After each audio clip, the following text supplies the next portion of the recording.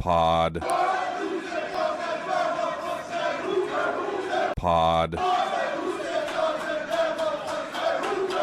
Welcome back to an emergency episode of Say Who Say Pod. He's Danny O'Neil. You know it's an emergency because he's not in a sports coat. I am not in a sports coat. I'm not so long ago back from the gym. Yeah, there you go. Damon Williams Jr. is staying at Washington. How about that? He announced within the last hour here, as we record, it's 5:20 p.m.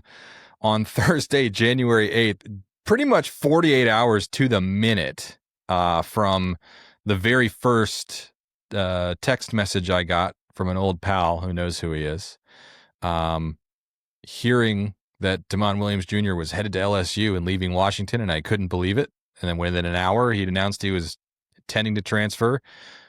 Much discourse has happened since. Damon Williams, if you haven't seen, put out a statement. Part of that statement was apologizing for the timing of his announcement during Mia Hammond's memorial service. Mm-hmm. I'll read it from start to finish here. He says, after thoughtful reflection with my family, I'm excited to announce that I will continue my football journey at the University of Washington. I am deeply grateful to my coaches, teammates, and everyone in the program for fostering an environment where I can thrive both as an athlete and as an individual. I am fully committed and focused on contributing to what we are building. Additionally, I apologize that the timing of these events coincided with the celebration of life for Mia Hammond, a beloved member of our university community. I never intended to call attention away from such an important moment. I'm excited to reunite with my teammates and to lead the University of Washington to success in the 2026 season and beyond. Go Huskies. This graphic, not nearly as professionally designed as the other one. Not sure what to take from that. It seemed like he just wanted to get this out. Washington also put out statements from Jed Fish and Pat Chun, the first public statements that either of them have made since this, though it was only 48 hours ago. Fish says that over the last few days, I'll paraphrase a little bit, he's engaged in very honest and heartfelt conversations with Damon about his present and future. They agree that UW is the best place for him to continue his career. He said, I appreciate Damon's statement. I support him and will work together to begin the process of repairing relationships and regaining the trust of the Husky community. In Pat Chun's statement, he talked about how the past 48 hours have underscored how complex and challenging the current athletics environment has become. That it is critical in this post-house revenue-sharing environment that contracts with student athletes are not only enforced but respected by everyone within the college sports ecosystem. Clearly a shot at the school that tried to lure him. Concludes his statement with, we will continue to support Damon as he continues his academic and athletic career at the UW. There's reason for this to be a gigantic sigh of relief. I tend to think that's where Washington fans will wind up. You're seeing something very different from that in the aftermath. A lot of replies, a lot of engagements, a lot of comments on my social media from folks who are not so quick to forgive. What do you think? The question of how this goes over with the fans, I tend to think that there is, the more distance you get from an event like this, the more people will sort of want their team and the players on their team to do well. And I don't think it'll ever be completely forgotten, but I don't think you're going to have people booing him at Husky Stadium next season unless they're 3-6 in November, and then you might start to hear some of that. That's my general opinion, is that these things tend to have a shorter tail than you expect. But I guess I could see how the level of animosity was spiked up because of the circumstances of this decision. It's not just that he announced he was going to transfer. It was the whiplash of, I'm resigning, then I'm transferring, then the details of exactly the timing of that announcement and how shocked everyone was. So, yeah, I think his reputation or his image in the eyes of Husky fans will absolutely take a hit. I'd have to check the terms of our contract I'm not certain that they're paying for this episode, but we do appreciate our friends at Chuck Olson at Kia. Chuck Olson Kia in Shoreline, locally owned and Washington operated since Mobile. 1964. Family owned and operated. They're not staying in Shoreline. They never went anywhere. They are staying in Shoreline, but they're not coming back because they never went anywhere. Yeah. Friendly, low-pressure sales staff and a competitively priced selection of vehicles. We hope that you will transfer your body to the portal of Chuck Olson Kia in Shoreline. Ask for our friend Henry Olson, and if you talk to Henry, tell him Say Who Say Pod sent you. This episode of Say Who Say Pod might also be sponsored by Husky Mobile. Husky Mobile is partnered directly with UW to offer affordable phone plans for the Husky community with up to 7% of each bill going back to UW Athletics. Subscribers can also enjoy game day perks like fast pass lanes, seat upgrades, and giveaways, all while on T-Mobile's nationwide 5G network. Use code ONMontlake at checkout to get your first month free when transferring your number. That's code ONMontlake at checkout. You can make the switch today at gohuskymobile.com. I thought because since we recorded our weekly episode, which we even did at least published it a little bit early, Doug Hendrickson announced that he'd cut ties with DeMond Williams Jr. I felt like, okay, his agent, Doug Hendrickson, is going to try to meet with him on Wednesday. The news comes out Tuesday night. I figure the Hail Mary is some combination of Jed Fish and Doug Hendrickson meeting with DeMond, meeting with his family, and saying, hey, what happened? Let's reset. Can we talk this through? Mm-hmm. The toothpaste is not all the way out of the tube yet. You're still a Washington Husky. You don't have to do this. What's going on? Let's make this right. I figured that any path back to where they got to, which is DeMond Williams Jr. telling us on the evening of Thursday, January 8th, that he's staying at Washington. I thought any path back to that would mean a reconciliation with his representation. I tended to agree with you when I saw, and Doug posted the note on Instagram. I also saw he posted it on Twitter. When I saw Doug's note, I was like, okay, that's done. He's leaving Washington. He's not going to be back at Washington.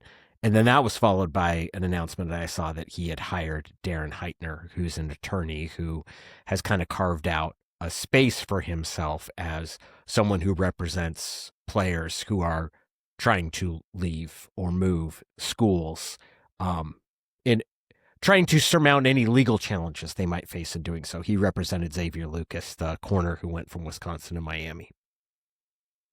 Yeah. And I've reached out to Darren Heitner. I think he declined to comment at this time.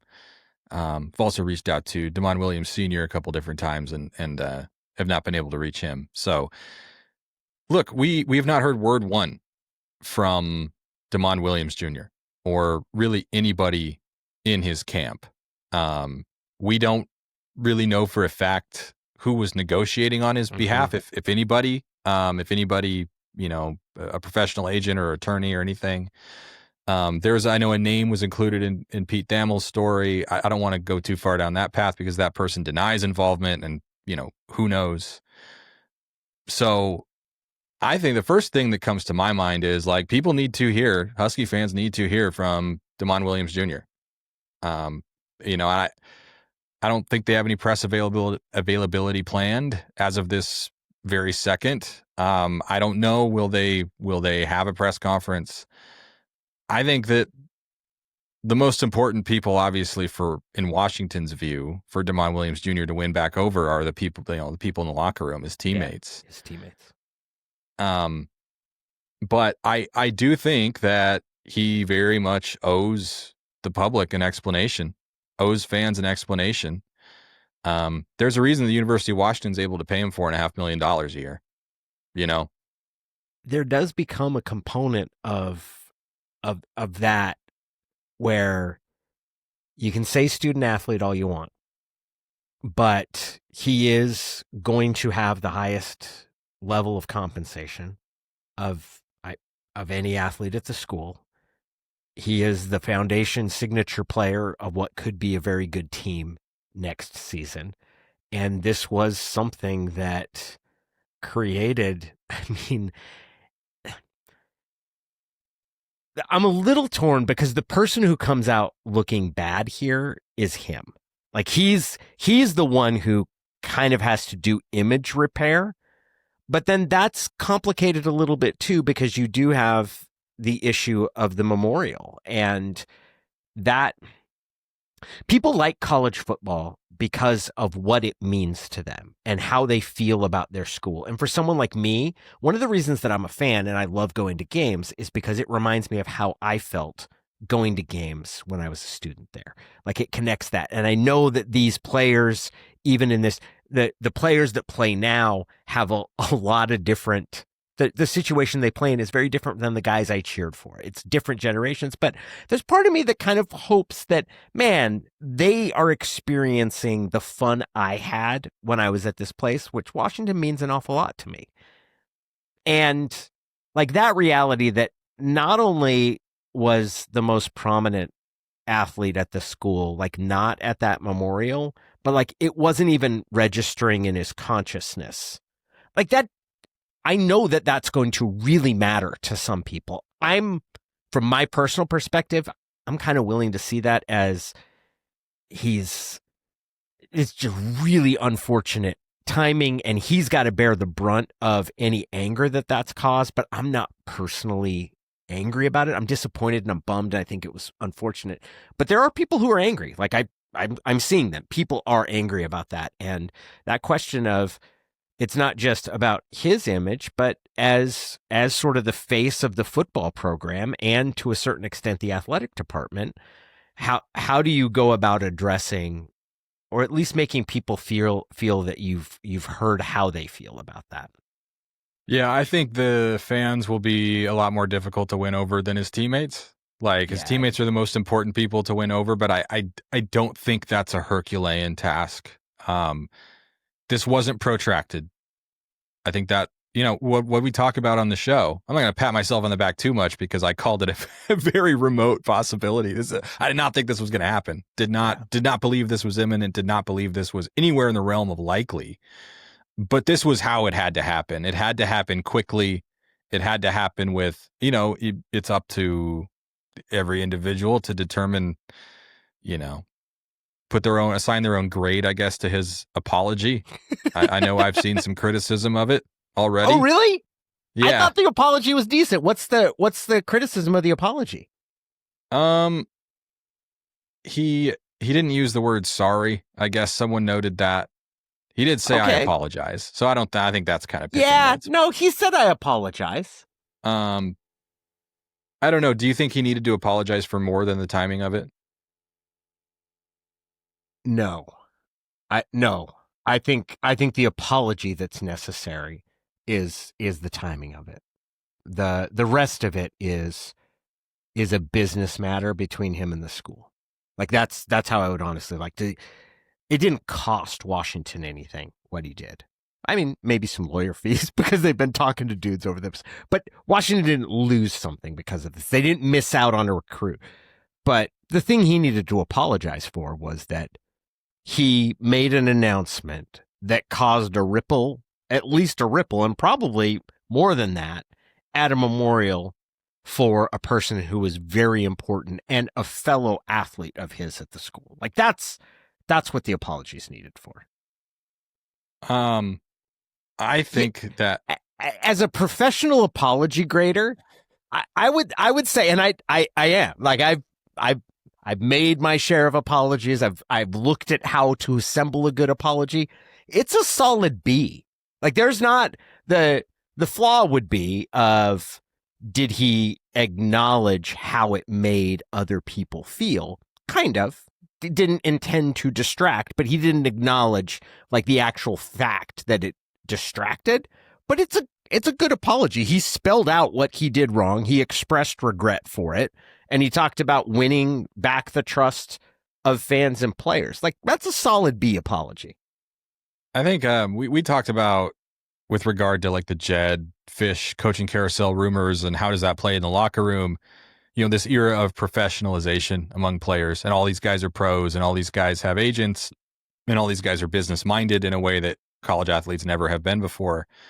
If the explanation is, hey, like, sorry, I I got all turned around. I got people in my ear telling me, they were talking crazy numbers. Like I got caught up. And I think that the modern player can accept that.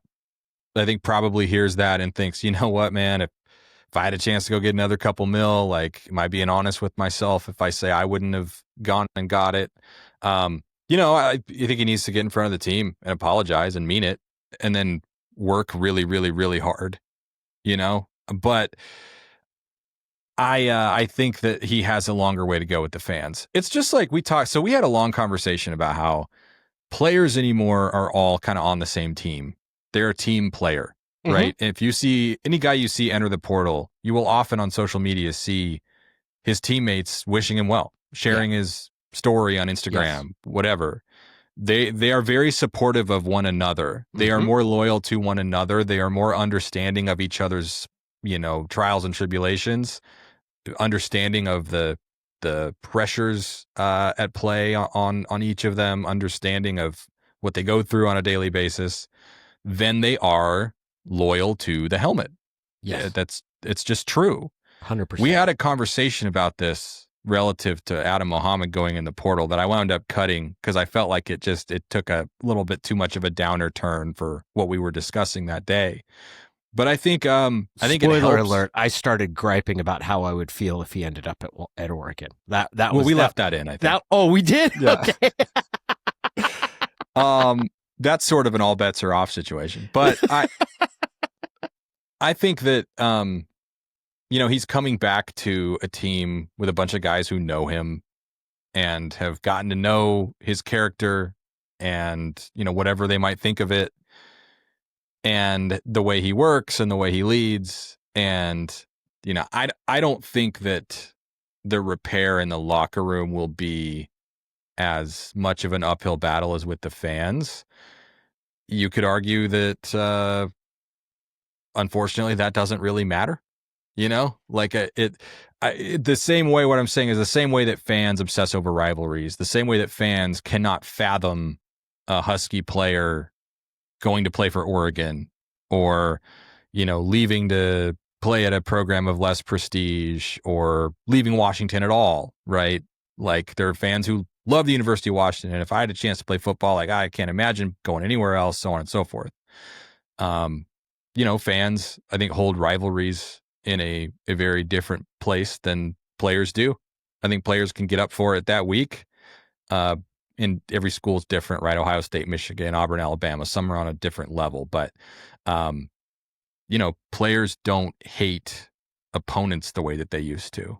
Players, that all funnels from like loyalty and commitment just kind of not being a thing in college sports anymore. And so in that sense, I would actually say, I don't mean to cut you off, but I would actually say where it comes from is the ability to move. It's the transferring. And the same thing happened in pro sports when you saw free agency introduced in like the 1970s in baseball. And then it came in kind of in the mid 80s in football or late 80s in football, and then full-fledged in the 90s. Once guys begin moving between enterprises, that sense of us and them, like we're in this locker room, they're in that locker room, we're different, they're different, it starts to dissolve because you all see yourselves as like we're coworkers who go to different factories to work, but we're all doing the same thing. Yeah, definitely. And that business decision mindset starts so young now, right? Yeah. There's guys who go to multiple high schools and it's all in the name of maximizing your brand value once you get to college, and some guys even in high school, right? We talked about that at one point, NIL in high school. And so I think that like a player coming up in that era can weather this. And, we have such short attention spans. Yeah. And such hyper quick news cycles. And like just the next thing is going to be the next thing. And people will be on from this.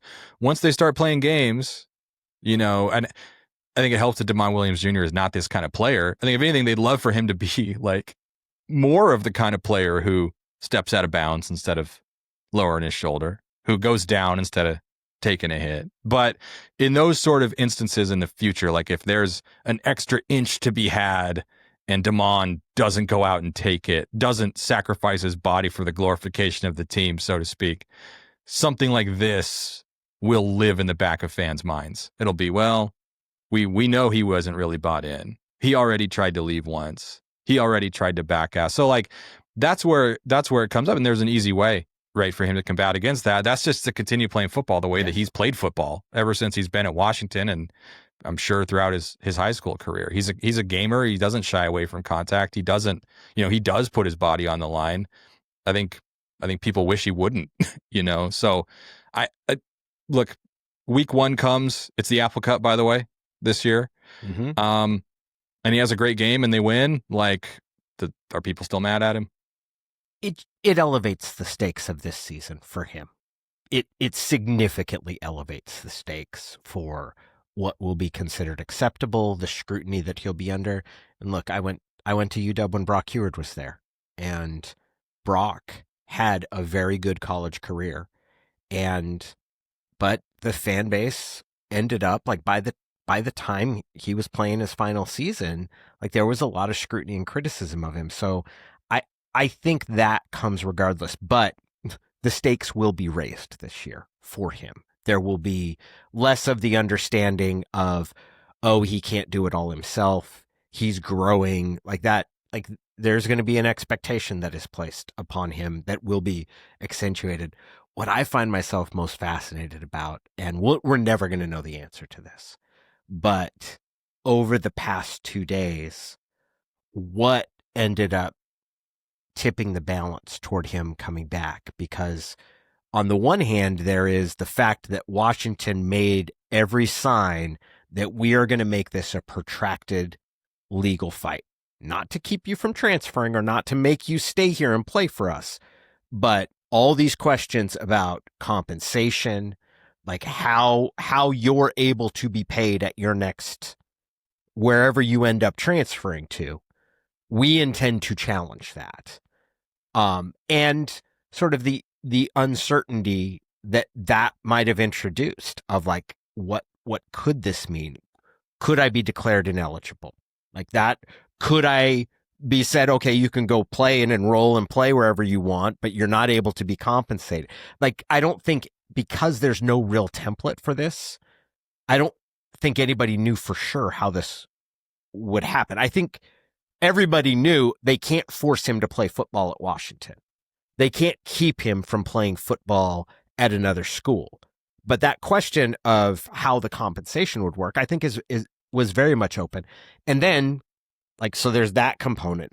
Then the other component, and this is the part that I think I could see throughout, once the announcement was made that he was going to enter his transfer portal, is that, man, he's got a lot of different people that are pulling on him right now.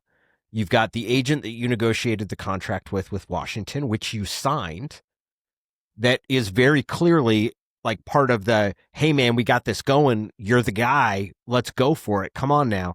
And then clearly there was another party that was not talking or even making that side aware, that was pulling on him really hard of, like, this isn't the best thing for you. You can get to either a bigger stage, or you can get more money. And how much of this was Damon having to sort through that? I mean, I don't feel bad for Damon. I clearly don't. I guess I can see how this would be a really confusing point if you had the school that you've played for, the coach that's recruited you, all the people that are around you, like, really cheering you in one direction. And then if you had someone in your family or someone that's really close to you yanking you in another direction and telling you were making a mistake. I could see how this would be sort of a very confusing time. Yeah, it's tough. He's 2 years, because he's so young for his, like, grade in school.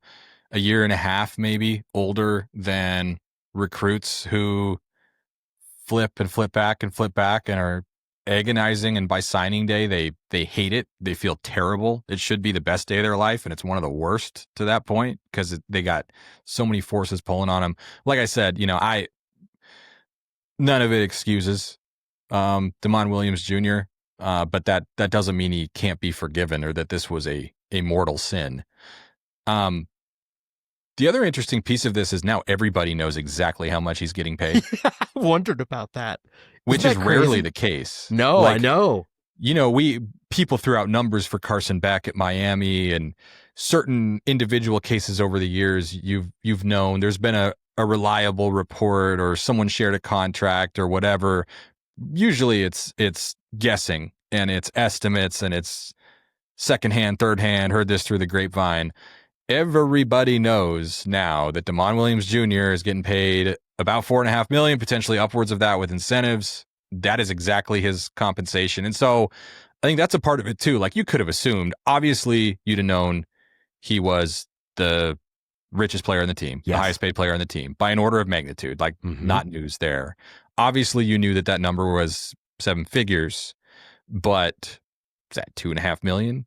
Is it $4 million? Is it somewhere in between? Is it lower than it? You don't know. You don't know unless this happens. And so you mentioned like the leash will be shorter, so to speak. The benefit of the doubt will be less. That's a big factor too, is that now he's not just the starting quarterback, the star, the face of the program, the coach's favorite player of all time. He is the $4.5 million man.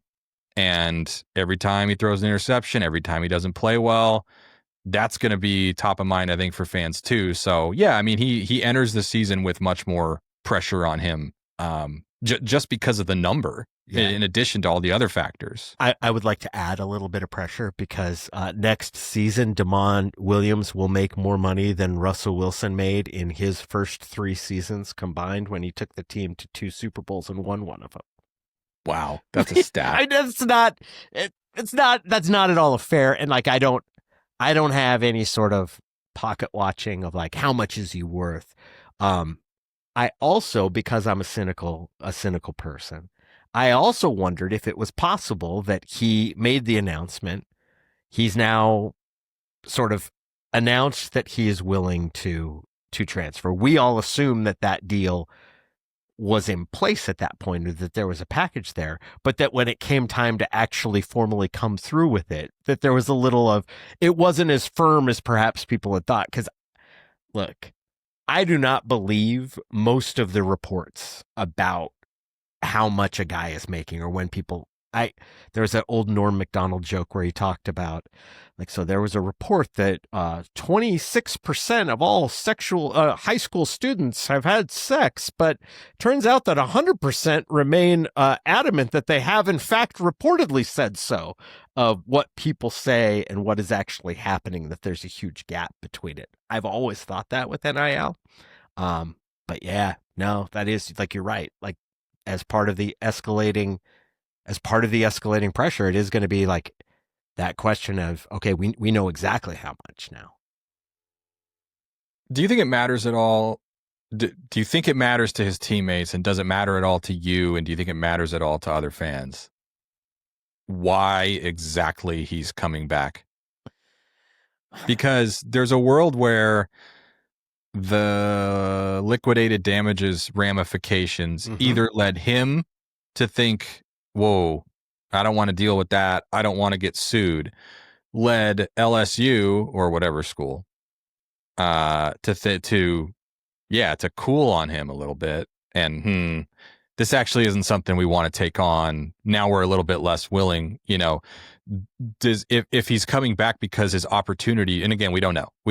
I'm spitballing here, covering all the possible scenarios. If he's coming back because the opportunity he was going to leave for dried up, if he's coming back because the threat of legal action scared him, if he's coming back for any other reason than, you know what, this is not what I want to do, I messed up, I want to be here, I'm sorry, doesn't matter.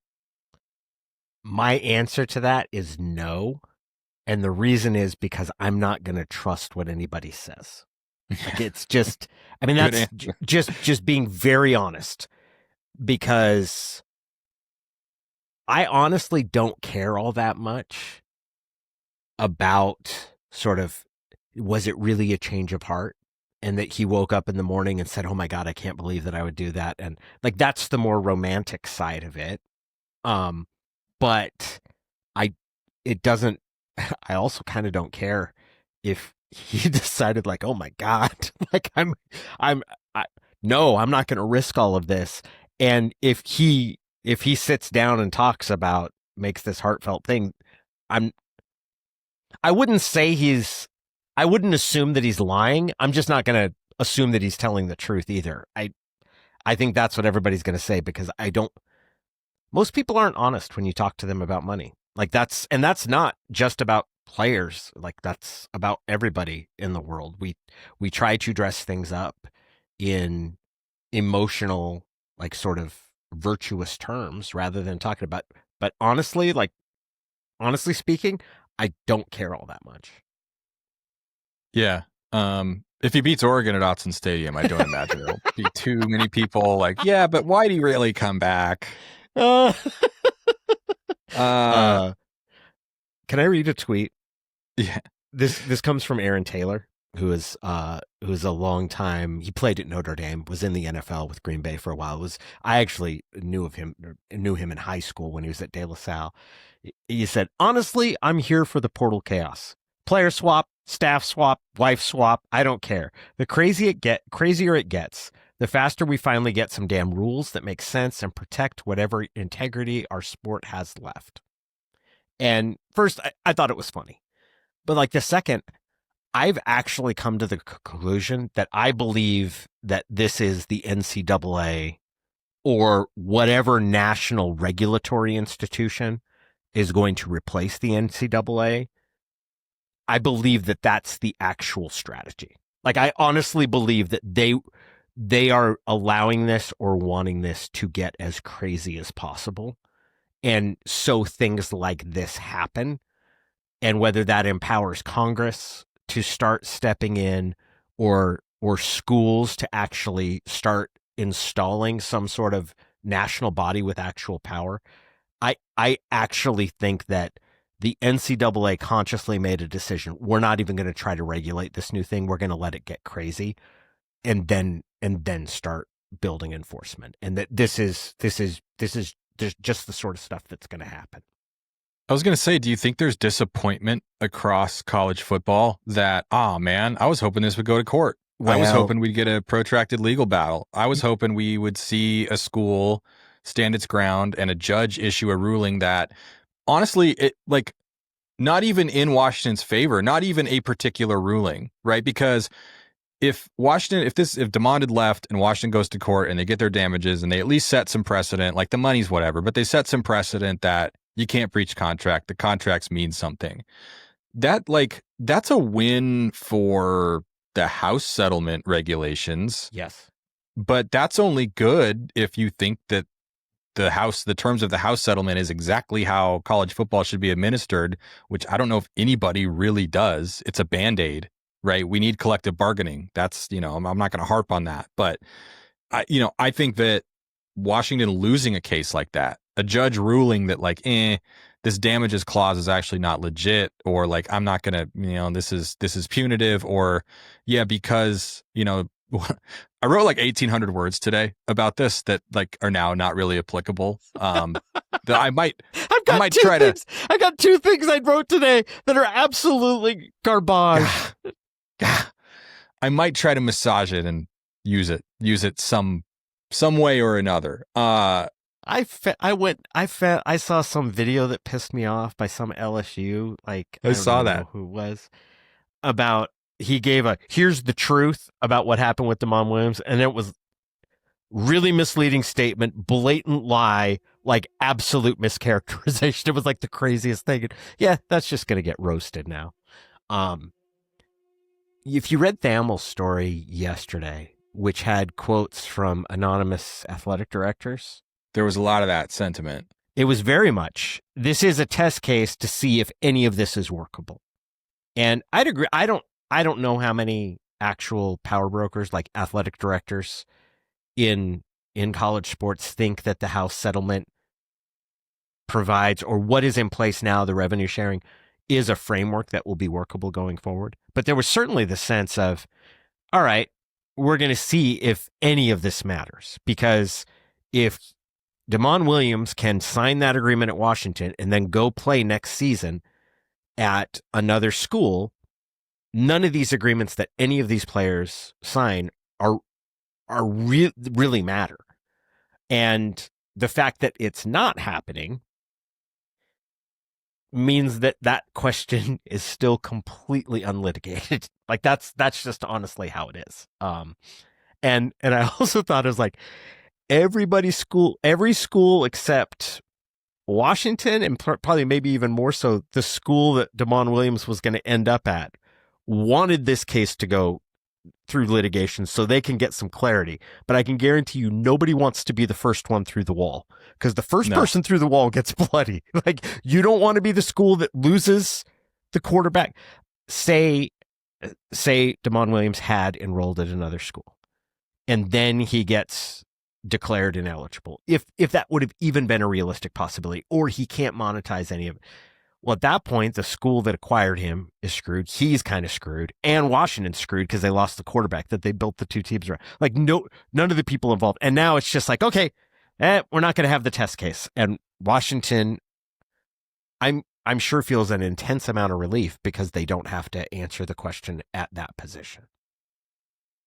Part of what would have been very fascinating about a legal proceeding is this idea that your liquidated damages calculation is based on damages the school suffered as a result of Damon Williams Jr. not being their quarterback, when the contract he signed takes pains, is beyond explicit, to state that he is not being paid to play football. It's so crazy. And is not an employee. Because then you're arguing that this person's breach of his marketing contract made our football team worse and cost us season ticket money. And I don't know a damn thing about what their strategy would have been, and it's all moot now. But like, if you're the folks, attorneys, people of legal backgrounds who I spoke with about this said, yeah, like, what separates this from the Wisconsin, Xavier Lucas, Wisconsin, Miami thing is that this is the face of the program. This is the centerpiece player, and not having him could create more damages. That could give Washington a more compelling case, but they would be arguing that they lost money because they no longer had this person playing on their football team. Yes. It made their the argument would be it made our football team worse because everyone knows that we lost our quarterback, how much we were paying him, and that we badly needed another one. It forced us to overpay for his replacement, on and on and on, right? And who knows how viable any of that would be anyway, even if you were paying him to play quarterback. But the fact that, like, no, this is not pay for play. This is not an employment agreement. We are purchasing your NIL license. This is a licensing agreement. This is effectively a marketing agreement. You're going to get up in court and argue that this person breaching a licensing agreement, this person breaching a marketing agreement, caused you damages related to the football team now not being as good. I don't know. I don't know how viable that would have been. So yeah, you're like, to your point, a whole lot of people who would have loved to have seen, get a ruling on that, see how it would have gone down. I think Washington is quite pleased that it does not have to be the test case now. Well, alternatively, as I read it, and you can correct me if I'm wrong, part of it, the stipulation is that Washington has his NIL rights and would not be obligated to turn those rights over to anyone else. So what mechanism is LSU? I almost said it. What mechanism would School X have to compensate him? Like, my understanding, like, that's the thing that they use to pay him. And if Washington's saying, like, no, we have those, does LSU find some other way? Do they just go back to old school, like the bag of cash? It was fascinating for a number of reasons. I think everybody knew and knows you can't stop a player from moving schools and playing football at the new school. But the entire question of how contracts and breaking contracts works when it comes to like monetization, not for performance but for marketing, actually would work in the real in the actual in an actual litigated case. So crazy. I guess this is better than a coaching search. Yeah, man, you get resolution. Time and energy wise. Yeah, it's slam bam. 48 hours, a little more than 48 hours. We're right at about 48 hours. 2 years to the day since Washington played for a national championship, by the way. Man. How surprised were you? Or how surprised are you right now? Scale of 1 to 10.